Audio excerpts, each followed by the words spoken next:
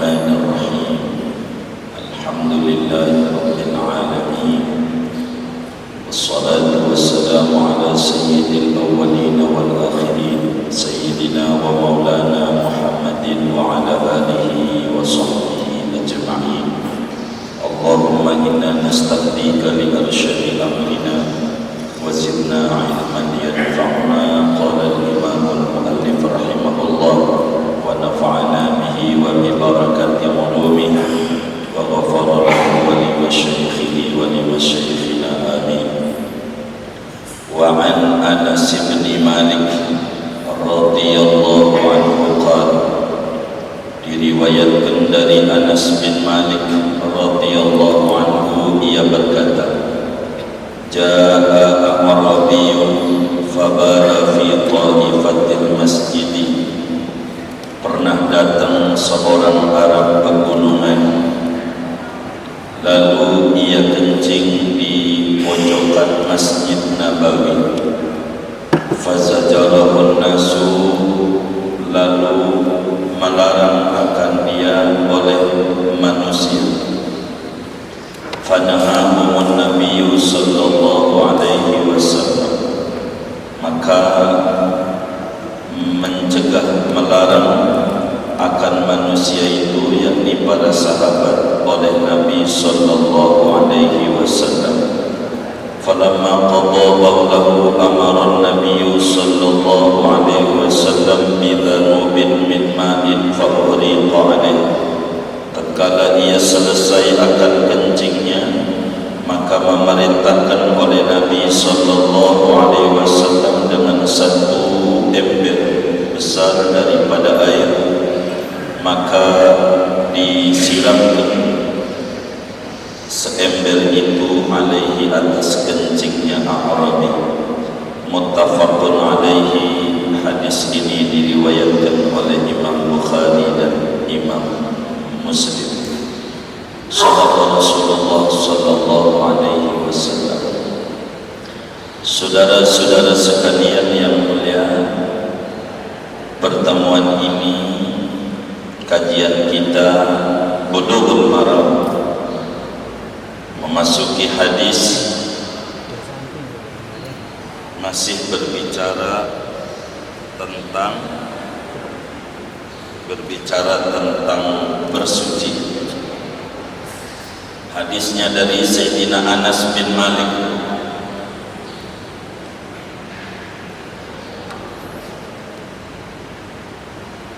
Hadisnya dari Sayyidina Anas bin Malik, sahabatnya Rasulullah sallallahu alaihi wasallam yang luar biasa. Seperti dijelaskan sebelumnya, Nabi itu punya sahabat 124.000 orang. Salah satunya Anas bin Malik.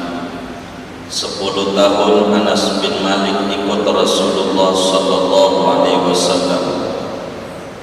Karena memang Nabi ada di Madinah 10 tahun, tapi Anas bin Malik sebagai khatimnya Rasulullah sallallahu alaihi wasallam menyatakan tentang majikannya, belum pernah Rasulullah bila saya ngerjain sesuatu lalu beliau bilang, kenapa kerjakan itu?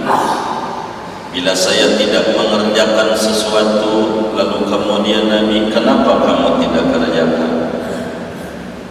Itulah sikapnya Rasulullah sallallahu alaihi wasallam. Dan banyak hadis berbicara mukjizat Rasulullah sallallahu alaihi wasallam yang diriwayatkan dari Sayyidina Anas bin Malik.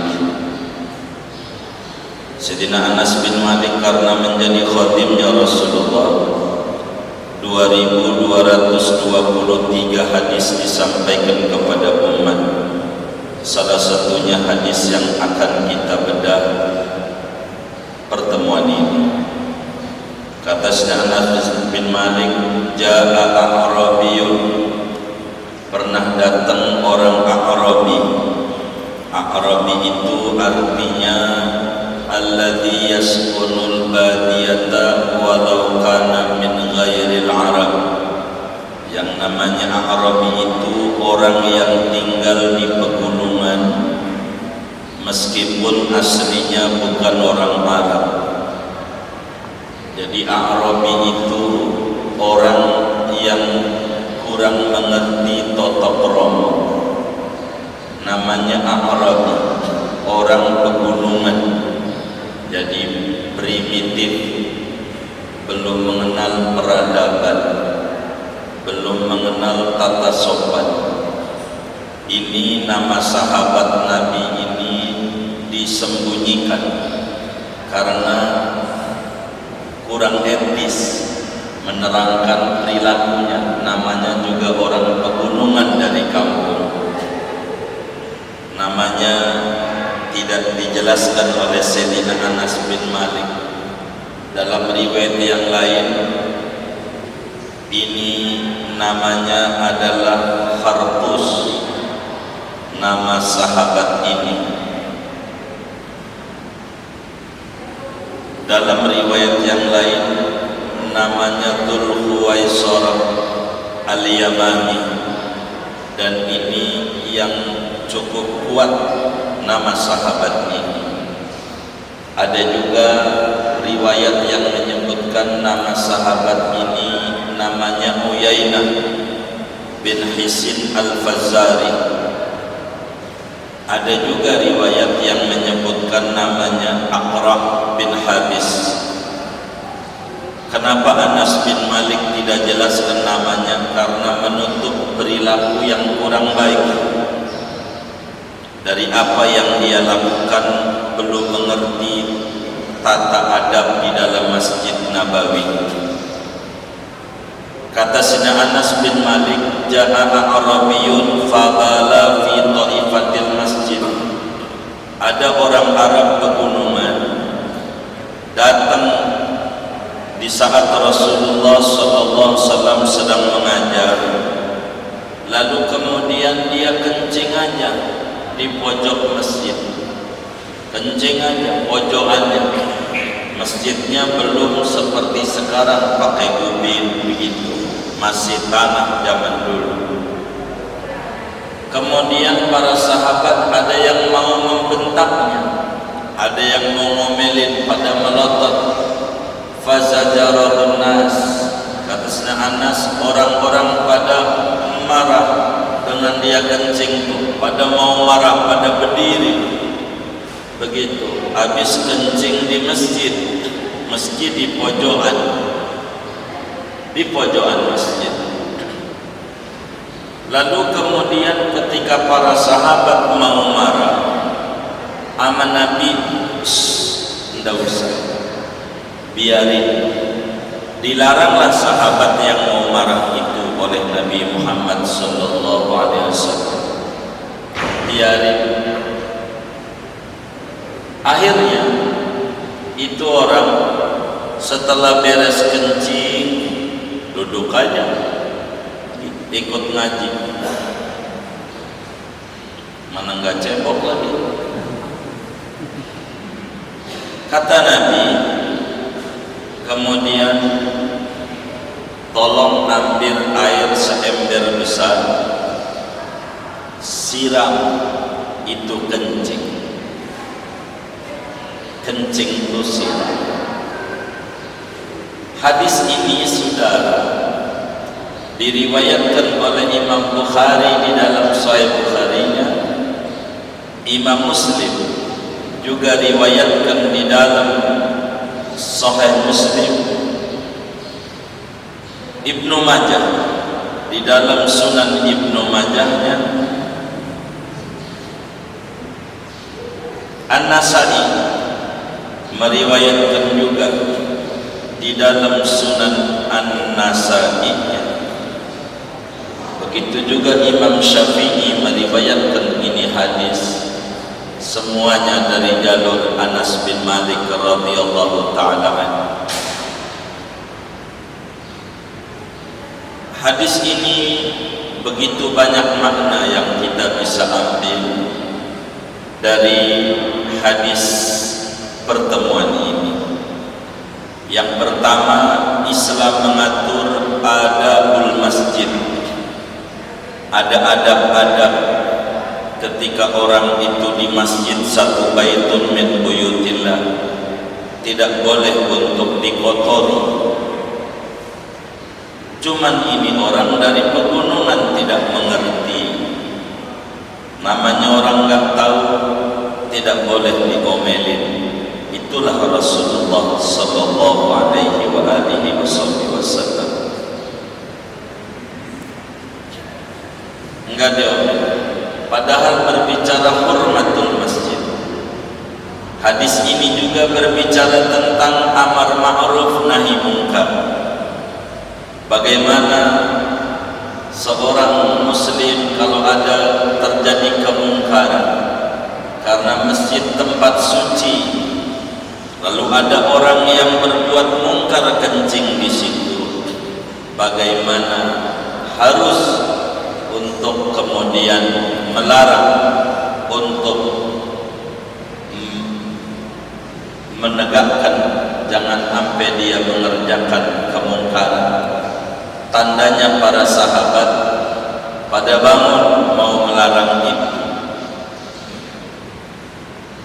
di hadapan Rasulullah sallallahu alaihi wa alihi wasallam. Hadis ini saudara berbicara fikihnya. Kita tinjauan fikih dulu dah sebelum tinjauan akhlak, sebab ini banyak tinjauan hadis ini. Kita fikih dulu karena hadis hukum. Tinjauan fikihnya hadis ini saudara adalah menerangkan tentang kencing itu najis.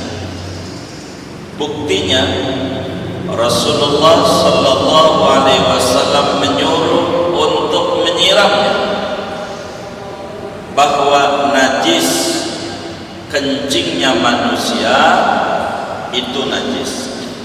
Tandanya Nabi memerintahkan untuk mencucinya. Itu satu. Baik itu kencingnya orang dewasa ataukah kencingnya anak kecil, kalau yang namanya kencing tetap najis.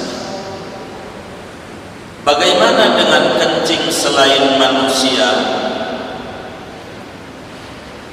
Juga sama, najis.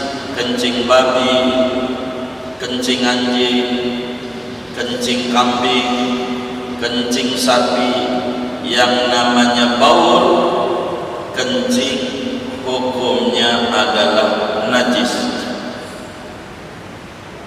Hanya cara membersihkannya yang berbeda. Dari kencing ini diatur ada namanya najis mughalladhah, najis berat, itulah kencing anjing, babi, sudah kelewat itu kemarin. Kemudian ada najis namanya mukhaffafah, kencing, yaitu kencingnya bayi laki-laki di bawah umur 2 tahun, belum makan apa-apa selain ASI. Ini kencingnya najis mukhaffafah, cukup dicipratkan saja tanpa perlu disiram seperti apa yang dalam hadis ini. Nanti paparannya di depan. Kata Nabi dalam hadis riwayat Imam Ali, yurassu an baulil ghulam wa yusalu an baulil jariyah. Diciprati saja kencing bayi laki-laki yang belum makan apa-apa dan umurnya di bawah 2 tahun, dan dicuci biasa kalau kencingnya bayi perempuan. Yang ketiga namanya najis mutawassithah, pertengahan. Inilah setinggalnya kencing tadi. kencing babi, anjing, dan kencing bayi laki-laki di bawah 2 tahun umur. Ini namanya najis mutawassithah. Berbicara najis. Yang kedua, saudara, dalam hadis ini diajarkan cara mencuci benda yang gak bisa untuk dicuci, diangkat, kayak tanah. Tanah gak mungkinlah kita bawa-bawa itu tanah. Bagaimana cara mencuci tanah yang dikencingi? Apakah cukup dengan kering saja, habis itu suci? Ataukah walaupun kering masih najis kudu disiram? Inilah hadis menerangkan bahwa tanah beda sama pakaian. Kalau pakaian kudu dicuci, diangkat. Kalau tanah tidak mungkin bumi. Maka Nabi menerangkan kalau cara nyuci tanah, siram saja dengan air yang banyak sehingga menutupi daripada tanah itu, maka tanah itu dihukumi suci kembali. Andai kita sholat diri di situ, sah adanya. Dan ini yang disebut Kitabut Thaharah.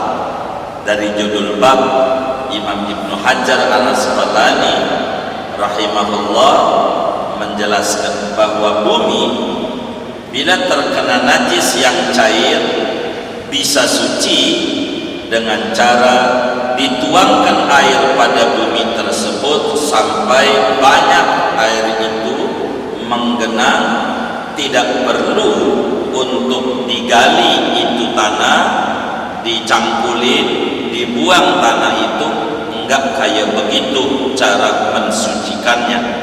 Cukup disiram saja dengan air yang banyak. Kalau disebut danub, mananya bukan gayung atau gelas kecil, tapi timba besar. Itu menunjukkan airnya kudu mukafarah, mughalabah. Airnya kudu banyak, memenuhi daripada bekas kencing tersebut. Enggak perlu kudu digali-gali lagi, cukup disiram saja, maka sudah suci kembali tanah itu. Kemudian hadis ini saudara menerangkan bahwa asal bersuci kudu menggunakan air. Tandanya Nabi menyampaikan, fa'amaran Nabi sallallahu alaihi wasallam bidhanubin min ma'in, yakni aslut taharah bil ma'. Asal alat untuk bersuci itu menggunakan air.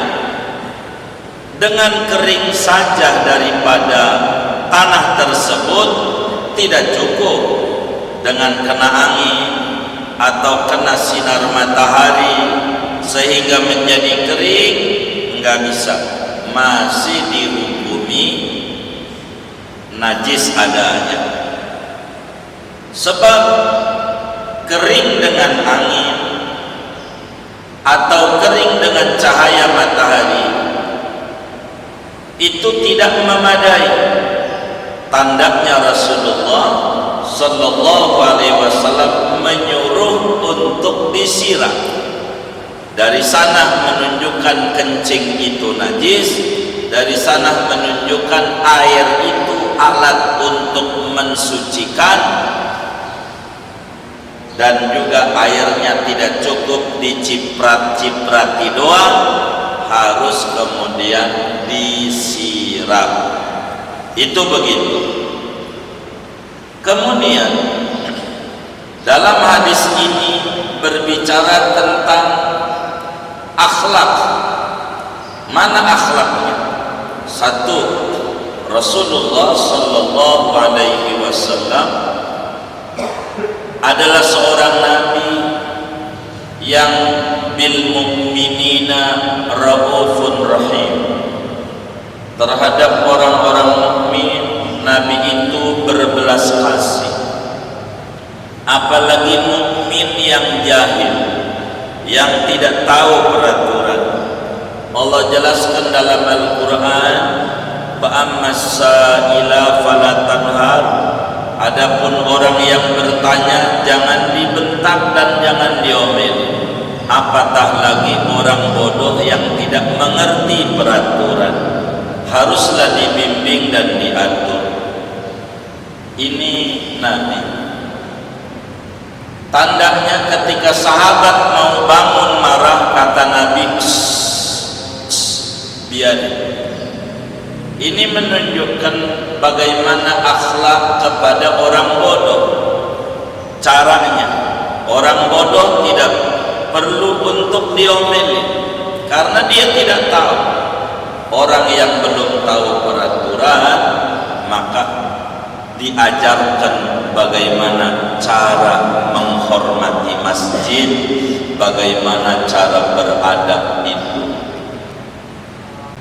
Kedua, di dalam teori akhlak dari hadis ini, bagaimana kita harus memandang pada dua hal negatif.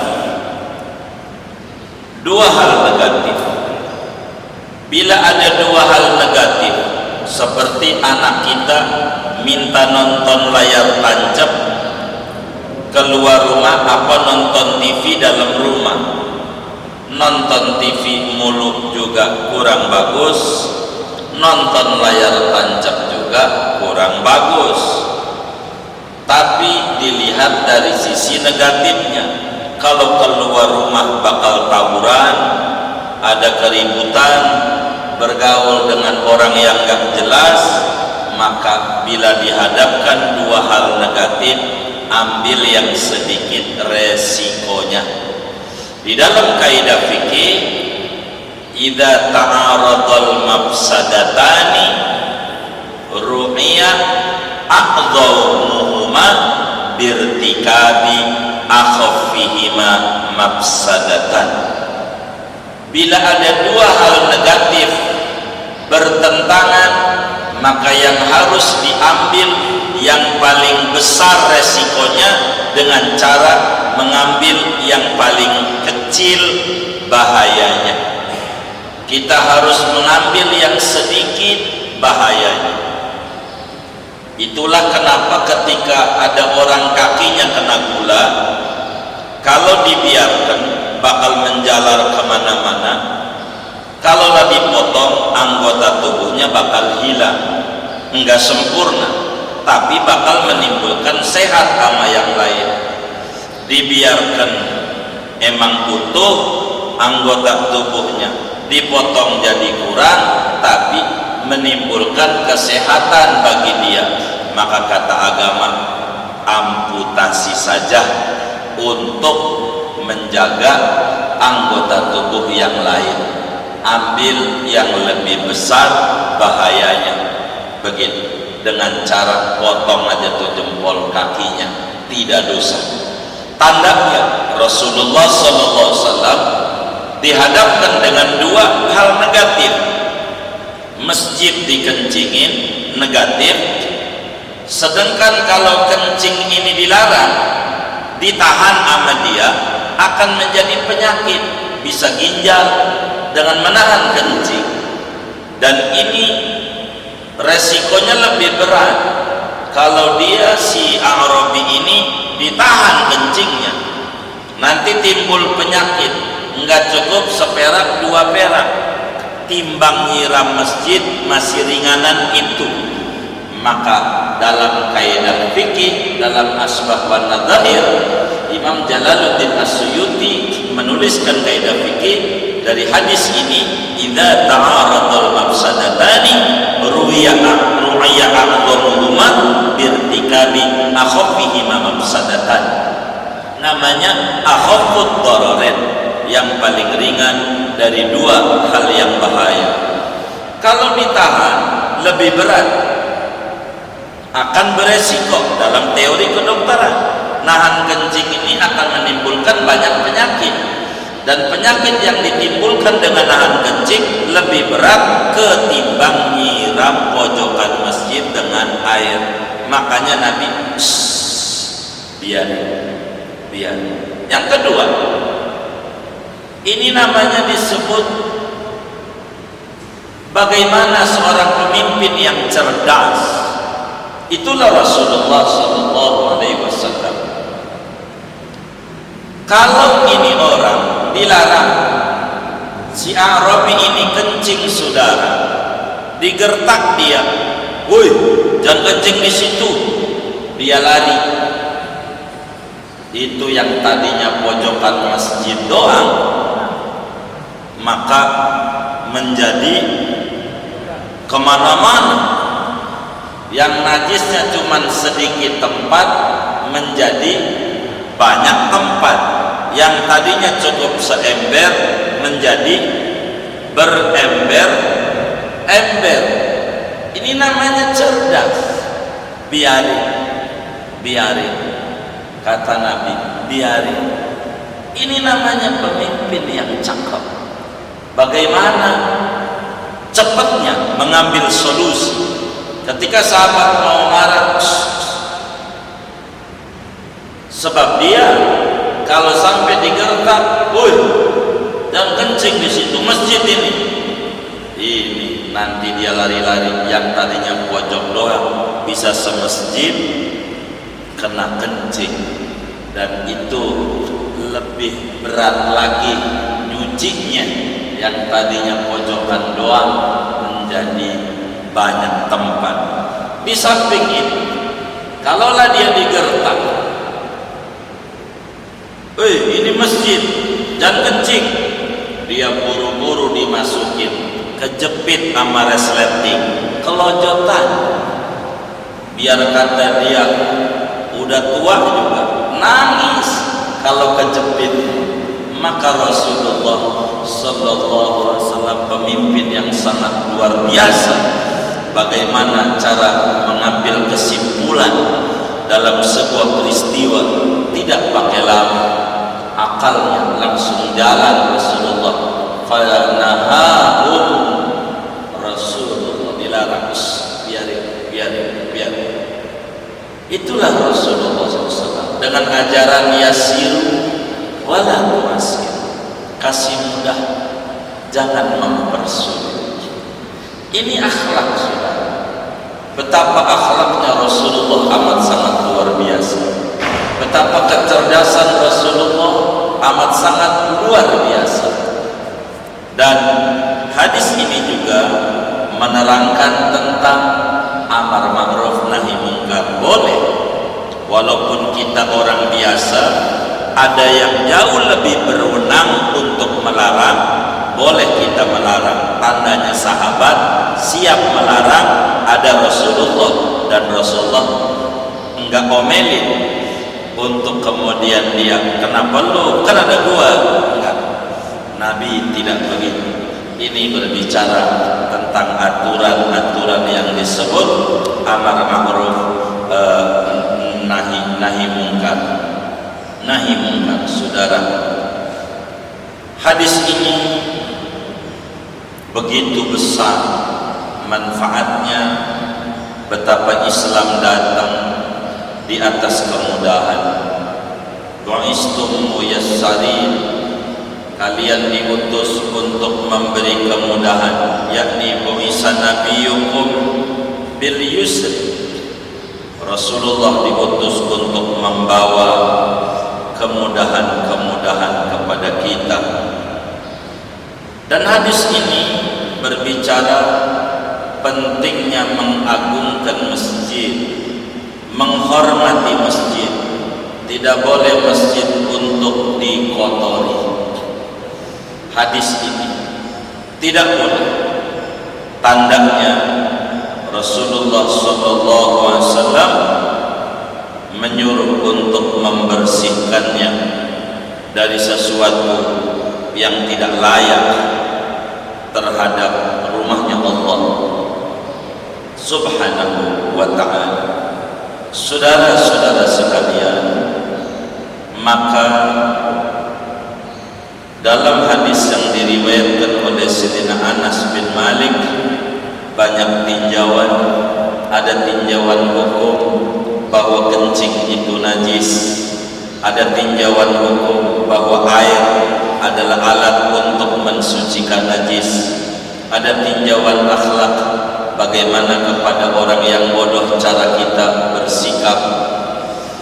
Inilah akhlak-akhlak yang bisa kita petik dari apa yang diajarkan oleh Nabi besar Muhammad sallallahu alaihi wa alihi wa sahbihi wasallam. Maka lewat hadis ini, saudara, dari judul babul miyah, air suci mensucikanlah yang bisa untuk menghilangkan najis. Kemudian hadis ini juga menerangkan tentang wurudul ma'il qalil. Kalau air itu sedikit, bagaimana cara nyuci najis supaya cukup? Maka air kudu nibani najis, jangan najis nibanin air. Kalau najis ini ompol, kencing masuk kepada air, maka air sedikit menjadi najis adanya. Maka caranya air sedikit siramin aja mengompol, maka menjadi suci adanya karena airnya sedikit.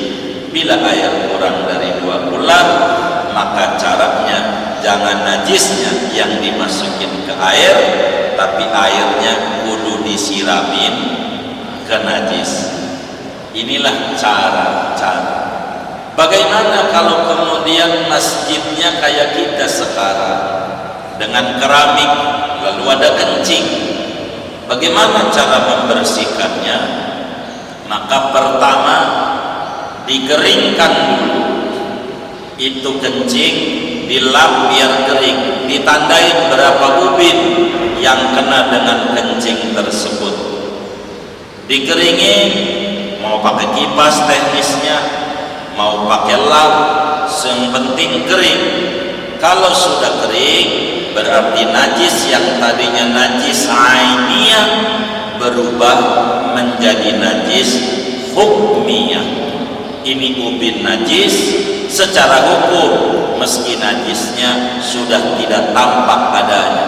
Kalau sudah begitu, tinggal disiram dengan air yang banyak menggenangi, maka dengan begitu tempat itu sudah kembali menjadi suci kembali. Inilah cara-cara yang bisa diambil dari hadis yang diriwayatkan oleh Sayyidina Anas bin Malik.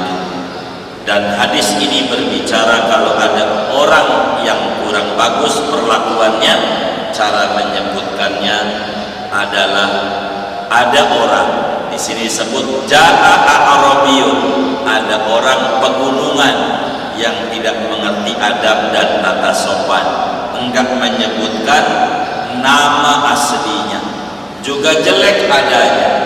Kalau sampai ketahuan nama aslinya, apalagi kita anak cucunya, ini engkongnya ini dulu pernah ngencingin masjid Nabi, kan gak enak banget. Maka Sayyidina Anas bin Malik menyebutnya ja'a a'rabiyun, telah datang orang dari pegunungan, pedusunan yang tidak mengerti tata sopan dan adab-adab kemuliaan masjid. Maka cara-caranya harus yang sopan. Inilah saudara yang bisa kita ambil dari hadis ini. Adapun dengan judul bab yang dijelaskan oleh Imam Ibnu Hajar Asqalani menerangkan kencing najis dan air adalah alat untuk mensucikan najis. Inilah yang disebut dengan kitabut thaharah. Wallahu a'lam bishawab. Ada yang ditanya mungkin dari materi ini atau atau di luarnya sebelum